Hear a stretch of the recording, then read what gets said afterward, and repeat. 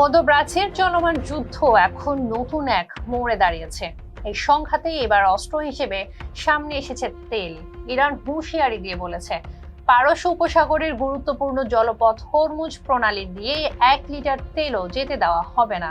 তেহরানের দাবি, এই পরিস্থিতি তৈরি হলে বিশ্ববাজারে তেলের দাম প্রতি ব্যারেল $200 ছাড়িয়ে দিতে পারে।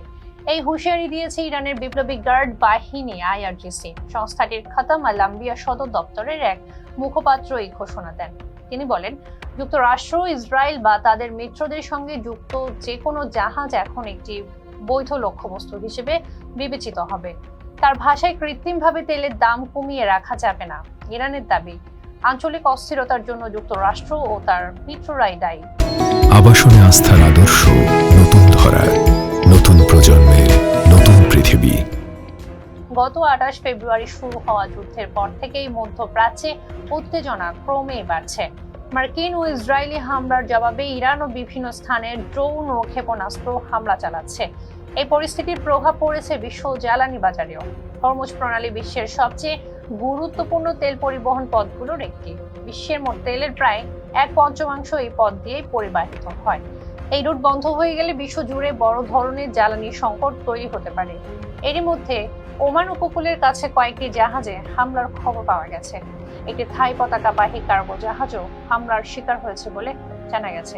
এদিকে মার্কিন প্রেসিডেন্ট ডোনাল্ড ট্রাম্প জাহাজগুলোকে এই পথ ব্যবহার চালিয়ে যাওয়ার আহ্বান জানিয়েছেন। তিনি বলেছেন, খুব দ্রুতই সেখানে নিরাপত্তা নিশ্চিত করা হবে। তবে পরিস্থিতি নিয়ে উদ্বেগ প্রকাশ করেছে জাতিসংঘ।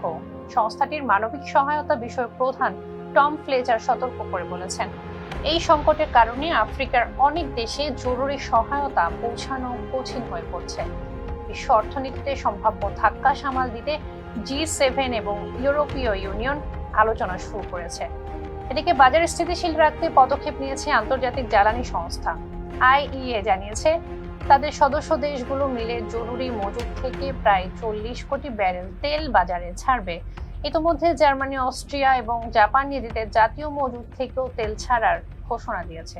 অন্যদিকে যুক্তরাষ্ট্র তাদের কৌশলগত তেল মজুদ থেকে 17 কোটি 20 লাখ ব্যারেল তেল বাজারে ছাড়ার সিদ্ধান্ত নিয়েছে। বিশেষজ্ঞরা বলছেন, যদি দ্রুত হরমুজ প্রণালী আবার চালু না হয় তাহলে ইউরোপ সহ বিশ্বের অনেক অঞ্চল গুরুতর জ্বালানি সংকটে পড়তে পারে। ফেজদা পিপলের সঙ্গে থাকার জন্য ধন্যবাদ। আবাসনে আস্থার